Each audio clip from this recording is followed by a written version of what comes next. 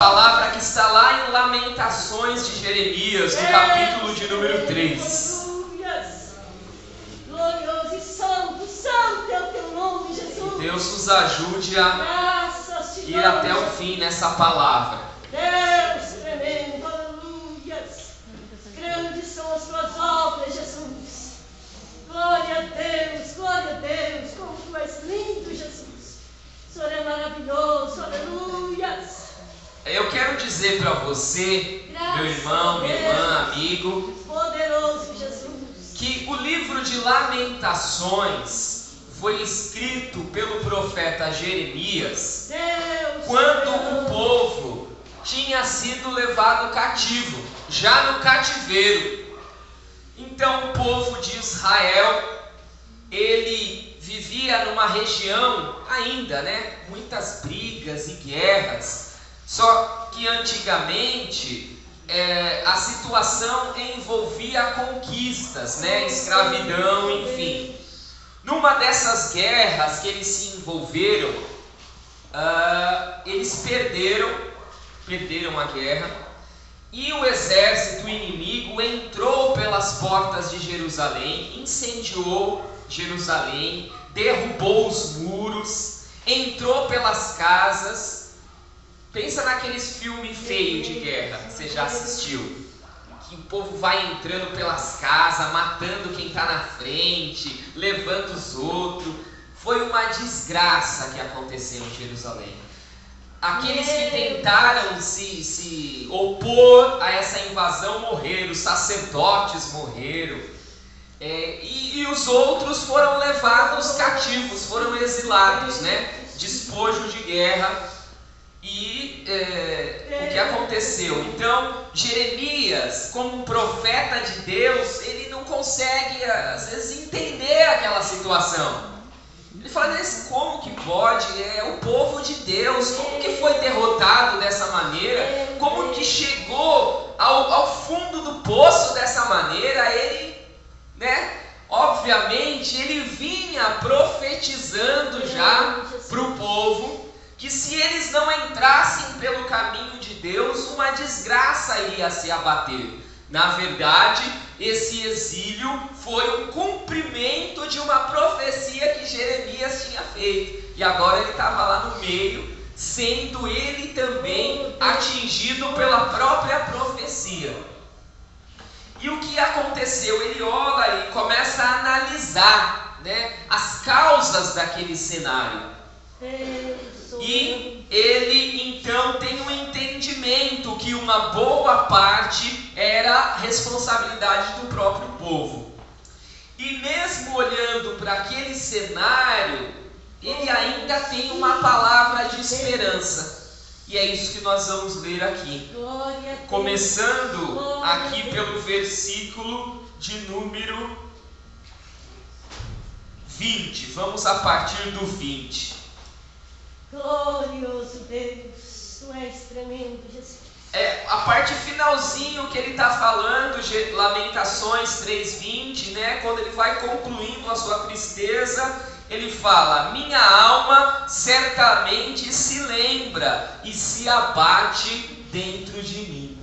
Quer dizer, ele olha tudo aquilo e fala: meu Deus, que caos, que ruína, que destruição, que desgraça, que vergonha, que tudo de ruim.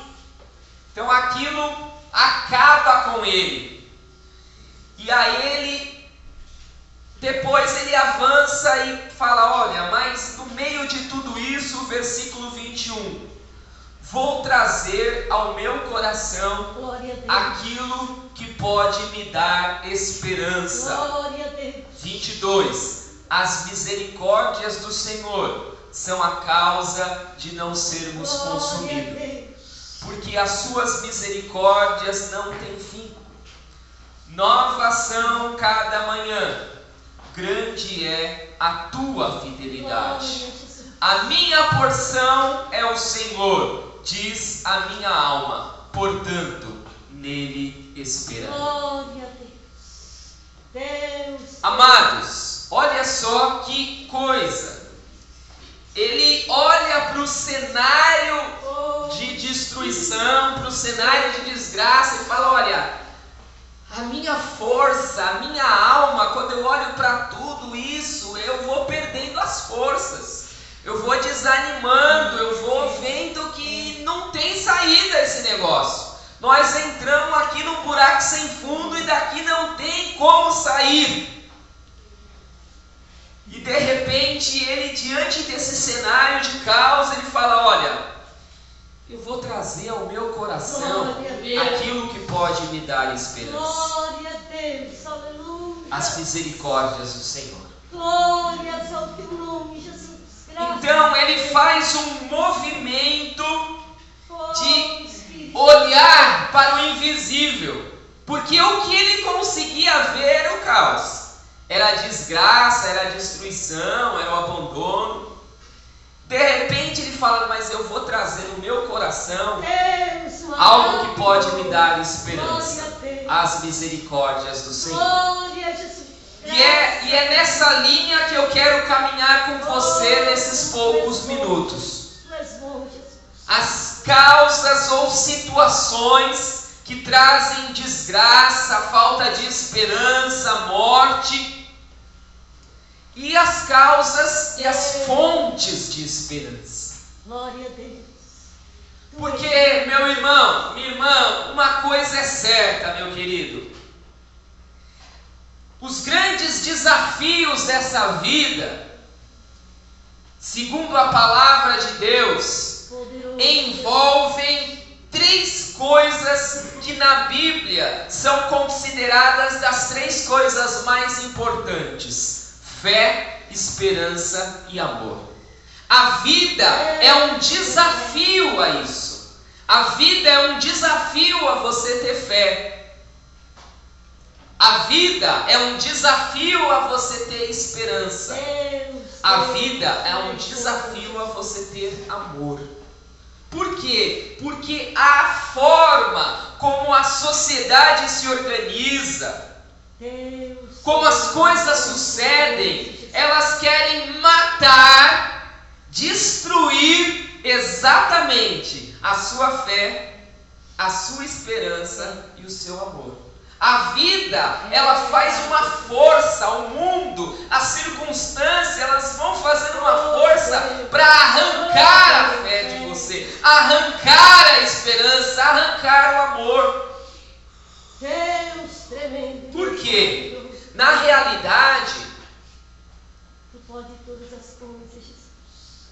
Deus criou esse mundo e criou o ser humano para ele ser uma pessoa, um ser que desenvolva-se aqui nessa terra, que produza, que realize, que compartilhe. Mas, como este mundo é dominado pelo pecado e pelo mal, o que acontece? O que acontece na realidade é o seguinte: você vê às vezes aqui no Nordeste ou na África, ou às vezes até perto de nós, pessoas passando fome, como foi dito aqui, de moradores de rua. Então, você vê isso perto, um pouquinho mais longe ali, mais longe lá na África, você não vê? Mas, irmão, você sabia que a quantidade de alimentos que tem no mundo dá para alimentar a população mundial 2 vezes? Não falta alimento no mundo. A fome não é porque não há alimento para as pessoas se alimentarem. A fome existe porque alguns poucos ficam com muito, até estragar. Tem gente que não vende porque fica esperando aumentar o preço da safra. Prefere jogar fora, estragar do que vender, porque não quer perder dinheiro. Então, veja só, a situação de fome, de miséria, de desgraça, não é porque falta alimento no mundo, é porque as pessoas são gananciosas, são egoístas, a coisa é mal distribuída. O pecado, o egoísmo domina. Você vê as pessoas, às vezes, não exatamente de fome, mas padecendo outras necessidades.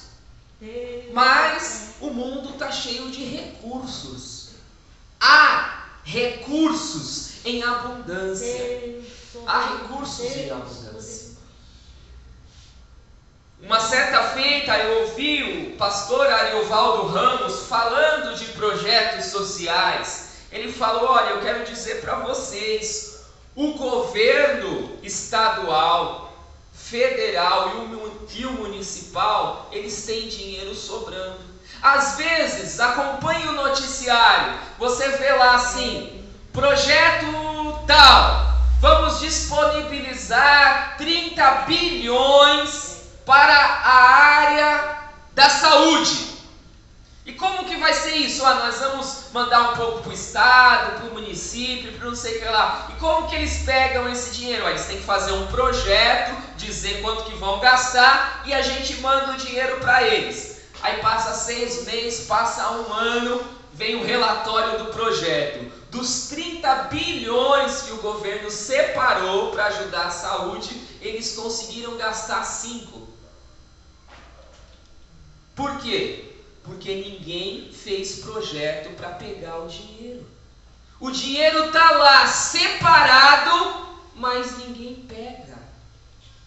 Tem dinheiro para a área da saúde, tem recurso para a área da educação, tem recurso para a área social. Quero dizer para vocês, pasmem, até nós como igreja, se fizermos um projeto e desenhar ele, a gente encontra a fonte de recurso. Vai ter que ser escrito, precisa buscar uma pessoa especialista em desenhar projeto, seja na área da cultura, da educação. Você vai bater lá na porta e dizer: eu tenho esse projeto e preciso X de dinheiro. Se você conseguir fazer um bom projeto, vem até dinheiro do exterior para te ajudar. Tem recursos no mundo. Falta pessoas com competência para administrar, para distribuir, para elaborar. Então, quando você vê a fala que falta vontade política do governo para resolver certas coisas, porque realmente certas coisas falta vontade. Tem que alguém ter vontade, vai lá e faz. Agora, será que é só do governo? Será que é só vontade política do governo que falta? Nós vamos ver que essa palavra de esperança, ela passa por esse processo. Porque nós, como cidadãos individuais, como pessoas que temos a nossa história de vida, que temos a nossa família, que temos o nosso trabalho, nós fomos, ao longo da história da nossa vida, diversas opções, oportunidades e escolhas foram surgindo ao longo da nossa vida, da nossa caminhada. Chegou no momento ali que estava uma encruzilhada, você podia ir para a direita, para a esquerda, para frente, para trás. Você escolheu ir para trás. E aí houve alguma consequência dessa sua escolha. Talvez se você fosse para a direita, o resultado seria outro. Então, na realidade, nós somos responsáveis por muitas das coisas as quais estamos vivendo, porque nós temos escolhas a fazer.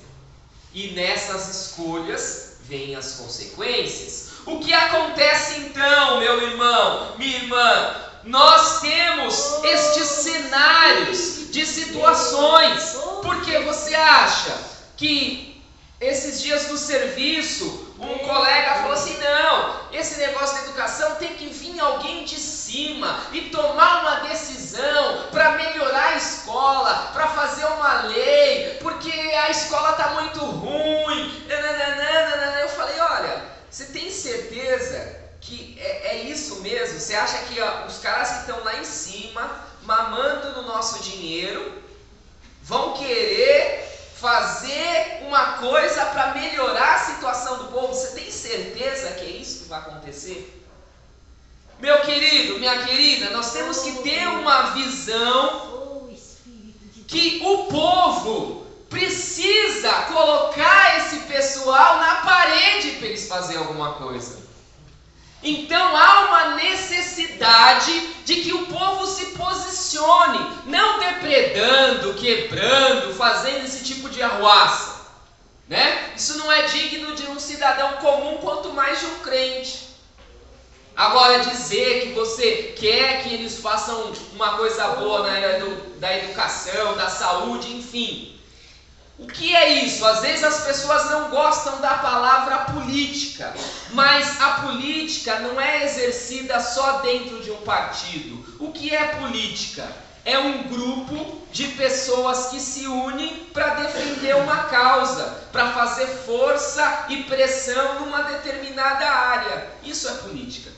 Se a gente se reunir aqui e for lá na subprefeitura e dizer, olha, aquela rua ali está mal iluminada, nós queremos que ela seja iluminada, o que nós fizemos? Política.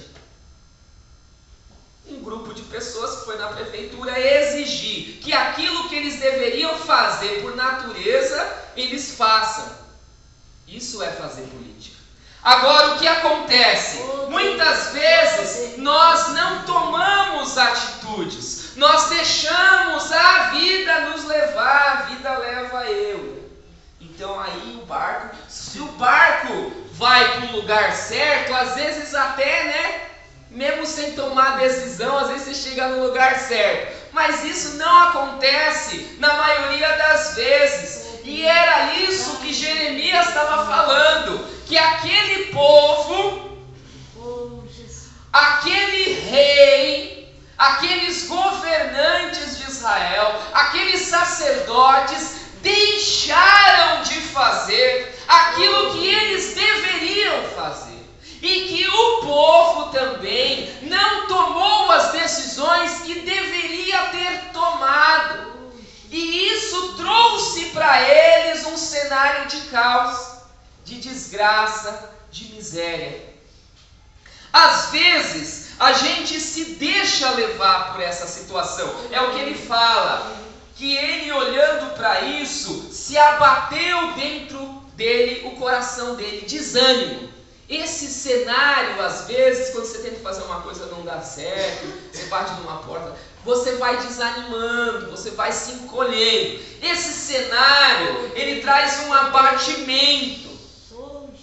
Então, o que acontece? Nós precisamos de ter fontes de esperança. Nós precisamos de buscar. Você não pode ficar só olhando para a desgraça, para o que está dando errado. Você precisa ter fontes de esperança, fontes de inspiração, fontes de mudança. Às vezes você entra numa comunidade carente, ou para falar com pessoas que estão passando por necessidade financeira. O que acontece? Você vê na cara da pessoa já o cenário da desgraça e da desesperança. Você até às vezes tem condição, né? Às vezes um projeto social de dar uma ajuda para aquela pessoa. Por exemplo, vamos pegar esse exemplo de morador de rua, que é bem típico. Você vai, às vezes, e ajuda. A pessoa, naquele primeiro momento, ela se emociona com aquilo, mas passa alguns dias, ela volta. Ela não consegue permanecer, ela não consegue continuar. Ela não consegue aproveitar a ajuda. Por quê? Na verdade, na mentalidade dela, a mente e o coração dela é uma mente de uma pessoa que se tornou vítima. Ela não consegue se levantar para ela gerar alguma coisa. Ela sempre fica esperando alguém ir lá para ajudar ela. Às vezes, nós fazemos exatamente isso. É o famoso crente relógio, né? É o crente 6 horas. 6 horas por mim, 6 horas por mim, 6 horas por mim. Quer dizer, ele põe no coração que se uma pessoa não for lá falar com ele, se alguém não for visitar ele, não fizer uma oração por ele, ele não consegue sair. Então ele se põe numa posição de vítima. Eu preciso de ajuda. O que acontece às vezes no cenário do caos é esse. Você imagina que só se alguém te ajudar você sai dali. Porque o seu coração está abatido, é o que ele diz aqui. Olhava para isso e se abate a minha alma. A angústia, o desânimo, a decepção vai abatendo. A pessoa não consegue se levantar. Às vezes, meu irmão, minha irmã, às vezes no trabalho como morador de rua, é mais importante você semear uma palavra de esperança no coração da pessoa, para ela se levantar, correr atrás e fazer, do que você ajudar ela. Porque às vezes você ajuda ela, ela pega aquilo e fica esperando a próxima ajuda. Que sabe Deus quando vem, e se vem, ou se chega a tempo. Então, o que acontece? Às vezes nós ficamos olhando para algumas situações da nossa vida nesse compasso de espera. Alguém vai vir para me ajudar. Nos colocamos o quê? Às vezes numa posição de vítima. Por quê? Nós acabamos de falar, o cenário da sociedade é um cenário de ganância, né? De má distribuição de renda, de péssima política pública. E às vezes a gente entra nisso. Quer dizer, às vezes você chega numa situação, humanamente falando, e por enquanto eu só estou falando disso do ponto de vista material, você chega numa situação que outras pessoas te empurraram para o buraco. Você estava ali caminhando na beira do abismo, mas você estava ainda conseguindo se manter, né? Na beiradinha, aí vem alguém, pum! Parece que na hora que você precisa, difícil aparecer alguém para estender a mão, mas para empurrar, como tem gente para empurrar, né? Como tem gente para colocar o pé na frente e te ver cair. Este é o cenário do mundo, da sociedade, aonde impera o pecado, a ganância, o egoísmo. Agora, nós temos um outro cenário e uma outra direção. Nós temos uma palavra que vem de Deus, dizendo o seguinte: não foi para isso que Ele criou o mundo, não foi para isso que Ele criou o ser humano, não foi para isso que Ele criou a minha vida e a sua vida. Nós fomos criados para fazer algo nessa terra, para trazer a esperança, para desenvolver, para sermos representantes de Deus aqui na terra. Glórias, aleluias. Bendito seja o teu nome, Jesus. Glória a Deus, glória a Jesus. Tu és Senhor, Jesus. Nós somos chamados, como cantamos, o Evangelho anunciar, para produzir uma cultura de paz, uma cultura de esperança, uma cultura de fé, uma cultura de amor, cientes de que nós vamos entrar em choque com o mundo. Nós temos que ter essa ciência. Então, quando Jeremias fala, olha, vou trazer ao meu coração aquilo que pode me dar esperança. Meu querido, minha querida, nós precisamos beber da fonte da água da vida. Nós precisamos, eu preciso, você precisa. Se você começar a caminhar e ficar muito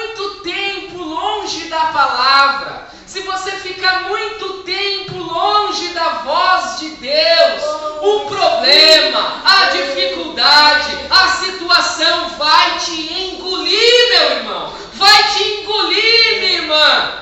Porque aonde está a fonte de esperança? Está na palavra de Deus. Por quê? Porque ela que gera fé no coração. A fé vem pelo ouvir a palavra de Deus. Você começa a caminhar, você trupica aqui, você enfrenta um problema lá, não lê a palavra, não ora. Daqui a pouco você pensa que tem uma nuvem na sua cabeça. Daqui a pouco você pensa que está todo mundo contra você. Daqui a pouco você pensa que ninguém mais te ajuda. Daqui a pouco você se entrega, meu irmão. Porque o mundo produz isso, a sociedade produz isso, as circunstâncias produzem isso. Elas vão tentando roubar a sua fé, roubar a sua esperança, roubar o seu amor. Querem fazer com que a gente reproduza esse modelo egoísta de vida, onde ajudar alguém é a última coisa que se pensa. Porque primeiro eu tenho que cuidar da minha vida. Como não vai dar para cuidar da minha vida, então eu não quero nem pensar na dos outros. Nós precisamos ter um encontro real e verdadeiro com o Deus de toda a esperança. O Deus da esperança. Quando Jeremias olhou para o Senhor, ele disse: eu vou trazer ao meu coração aquilo que pode me dar esperança.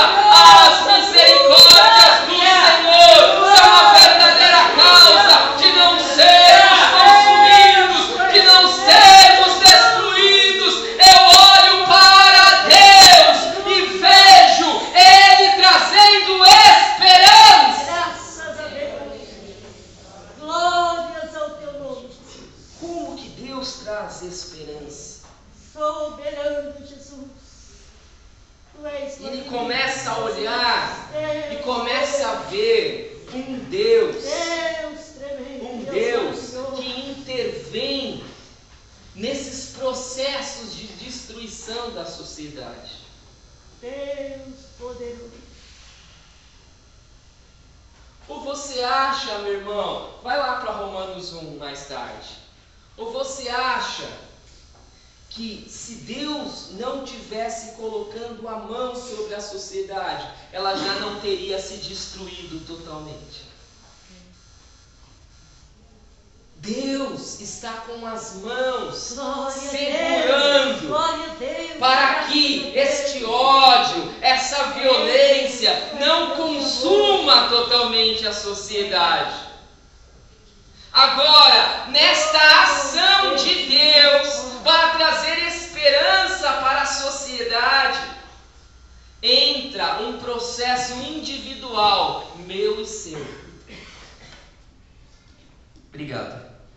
Nesta ação de Deus, é o que Jeremias diz: olha, estas misericórdias, elas não têm fim. Elas, a cada dia, a cada manhã, elas se renovam. Meu irmão, minha irmã, meu querido, eu quero te dizer uma coisa: Deus está agindo na sua vida. Obrigado, Jesus. Glória a Deus. Senão você não estaria aqui. Deus, aleluia. Graças a Deus. Senão você já estaria consumido. É o que o salmista chega mesmo à conclusão: se não for ao Senhor, se não for ao Senhor, ó, diga Israel, há muito os nossos inimigos já nos teriam totalmente destruído. Deus está intervindo na sua vida, te dando oportunidades, te dando chances, te dando caminho, te dando esperança para você mudar a sua vida, para você mudar o rumo da sua história e mais, ser agente para mudar a vida de outras pessoas. Graças a Deus. Glória a Deus. É o Deus de Tu és esperança lindo, Jesus. que está agindo. Grande, grande é o Senhor. Magnífico Agora, é o nome de Jesus. ciente de que Deus está agindo na minha vida, Poderoso é o teu nome. está intervindo, ainda que este cenário de caos, de governo, de pessoas, de ações que eu mesmo tomo, erradas. O que eu preciso fazer para contribuir com isso? Aqui, meu irmão, minha irmã, é a virada da chave. Deus, tu és. Aqui é a virada da chave. Deus está agindo, está criando cenários, oportunidades, chances.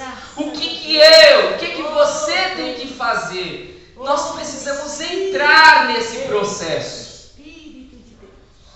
E como se entra nesse processo? A primeira coisa que nós precisamos é como fez Abraão, lá em Romanos 4,18.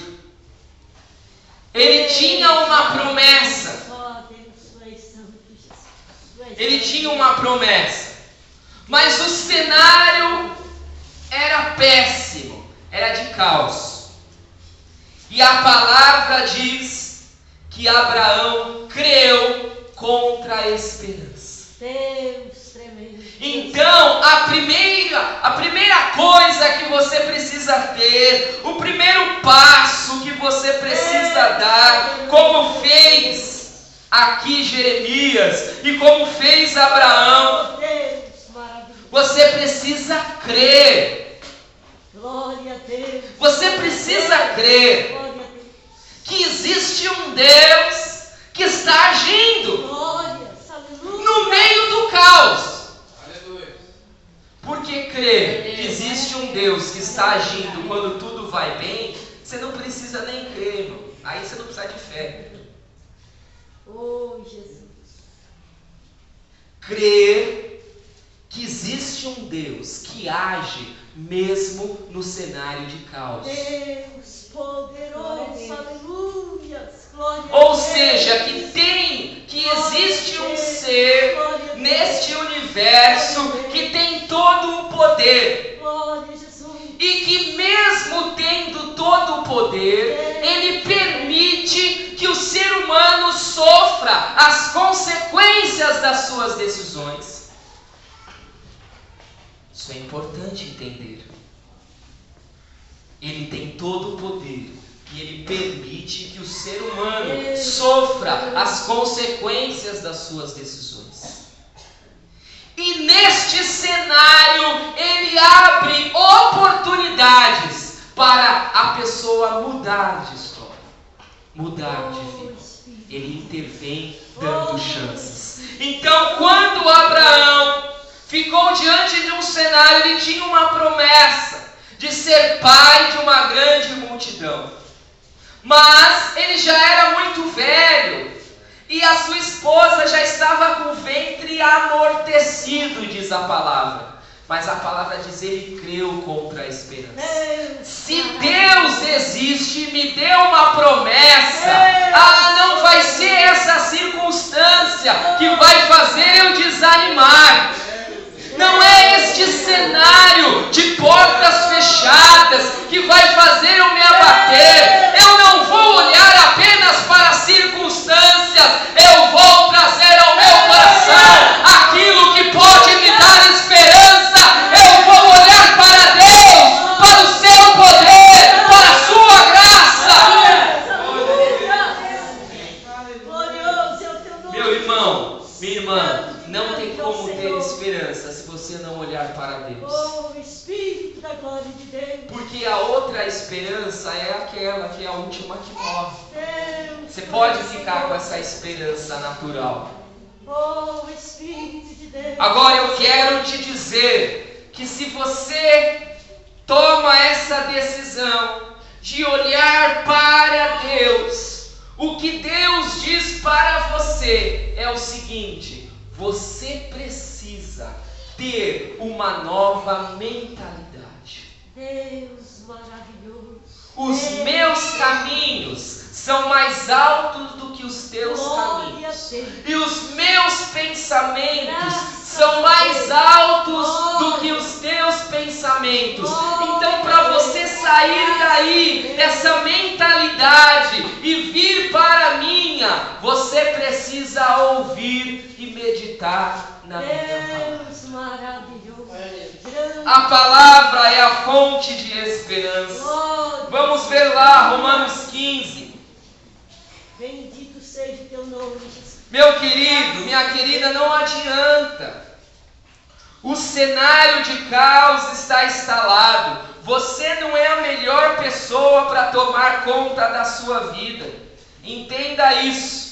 Para Deus tomar conta da sua vida, você precisa seguir a orientação dele. E para seguir a orientação dele, você precisa da palavra. Glória a Deus, glória a Deus. Eu estou aqui na condição de pastor desta igreja. Mas fique eu sem ler a palavra. Fique eu sem orar. E me encontre daqui a uns 15 dias. Oh, Deus. Irmão, irmã, o que nos cerca, tanto fisicamente, os seus olhos veem, os seus ouvidos ouvem, e espiritualmente é algo forte. Deus soberano. Nós precisamos olhar para a palavra. Jesus, Jesus. Olha o que está escrito. Deus. Versículo de número 4. Porque tudo o que dantes foi escrito, para o nosso ensino foi escrito, para que pela paciência e consolação das Escrituras tenhamos esperança. Glória a Deus, glória a Deus, glória a Jesus. Deus, na sua sabedoria e poder, dirigiu homens para registrar os seus pensamentos, as suas ações, o seu tratar com o ser humano na palavra, para que através desse ensino, através desta orientação, você tivesse esperança, o seu coração se enchesse de esperança, de fé, e você se levantasse do monturo como alguém que pode ter a sua sorte mudada. Deus maravilhoso, grande Deus, Tu és tremendo, Jesus, Tu és poderoso, Jesus, glória a Deus. Mas nós precisamos alimentar a nossa alma e o nosso coração com as coisas certas. Sim, Jesus. Agora, se nós passamos das nossas 24 horas, 8 horas dormindo, 4 horas na frente da televisão, não sei quantas horas trabalhando, e nenhum momento lendo a palavra, irmão, você vai vir aqui domingo após domingo, com essa cara de, pelo amor de Deus, alguém me ajuda. Oh Deus, oh papai, Tu és tremendo. Ou você acha que essa palavra de esperança Oh Jesus. que você está ouvindo hoje vai te sustentar até domingo que vem?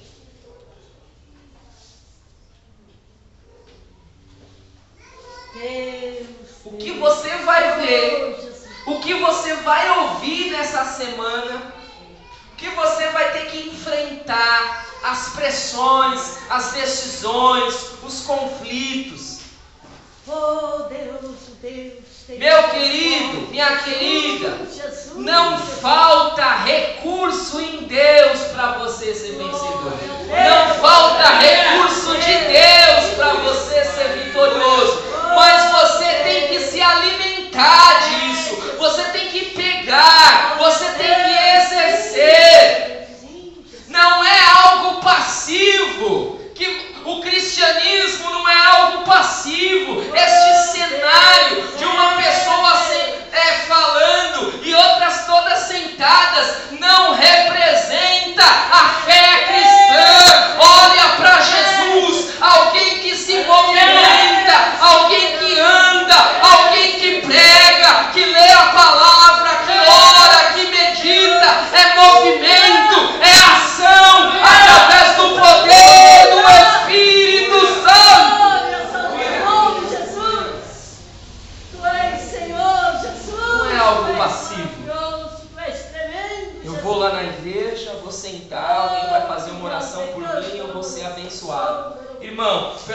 graça de Deus você vai ser abençoado mesmo. Mas você vai pegar uma fatia muito pequena desse bolo aí. A maior parte do bolo você conquista dia a dia.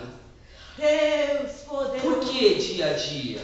Olha o que o texto lá de Lamentações diz. E as suas misericórdias se renovam a cada manhã. Novas são a cada dia. Deus maravilhoso. A cada dia Deus tem uma misericórdia para entregar para você. Sim, Jesus. Ele tem algo. O Senhor é maravilhoso. Ele tem um recurso para te dar. Ele tem uma graça, uma sabedoria, uma unção, uma direção para a sua vida, para você se levantar e ser mais do que vencedor. Graças a Deus.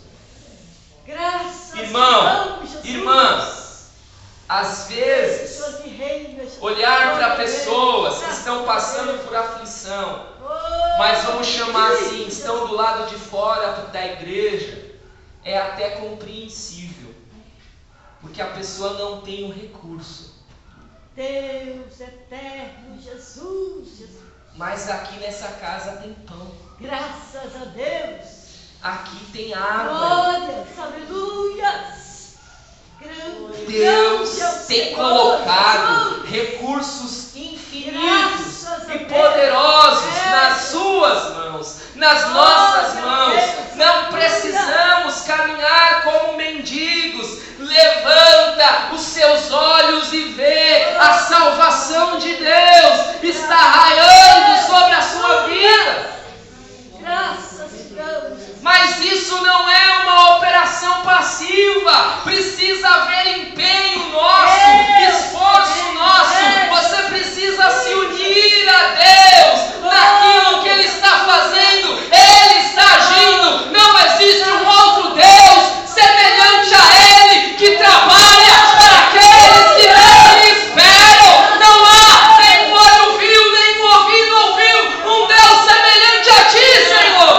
Ele está trabalhando, Ele está agindo, Ele quer te tirar do calabouço, do buraco, Ele fecha a boca do leão, Ele te blinda na fornalha, mas você tem que ficar na presença dEle.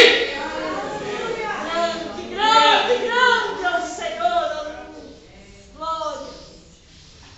Soberano Jesus, Tu és Deus está Senhor. agindo. Graças a Deus. E porque Ele está agindo, nós podemos ter esperança. Graças Se a Deus. dependesse só de nós, só da nossa força, só da nossa sabedoria, só do governo, só de não sei o que, aí sente e chora mesmo. Sente e chora porque o caos está instaurado, a desgraça está estabelecida. Mas, irmão, olha para aquilo que pode te dar esperança. Deus está agindo. Ele está te dando recursos, te capacitando. Agora, nós precisamos nos unir a Ele nesse movimento. Nós precisamos meditar na palavra. Foi isso que Ele disse para Josué. Josué, é o seguinte, você vai assumir o lugar de Moisés, tá sabendo, né? O negócio é assim, tem um monte de gente aí que quer acabar com vocês. Eles vão fazer de tudo para acabar com vocês, pra vocês não entrar nessa terra. Mas eu vou te falar uma coisa, se você meditar dia e noite no livro dessa lei, você vai ser bem sucedido. Glória a Deus. Você vai vencer. Aleluia. Agora, não se desvia nem para a direita nem para a esquerda. Medita dia e noite. Glória a Jesus. Meu irmão, minha irmã, medita dia e noite na palavra, querido. Glórias, aleluia. Faz um teste, né? Os crentes gostam de fazer teste. Faz uma experiência. Deus tremendo, aleluia. Só Jesus na causa. Põe um propósito diante de Deus, que você vai ler a Bíblia uma semana, um capítulo por dia. Começa lá na primeira carta de João. Leia um capítulo por dia e ora. Meu querido, se a sua vida não mudar em uma semana, nunca mais. Tu és Senhor Jesus, Tu és tremendo. Nunca mais, meu querido. Porque se a palavra não fizer, não vai ser um anjo que vai descer do céu e vai fazer. compromisso com a palavra.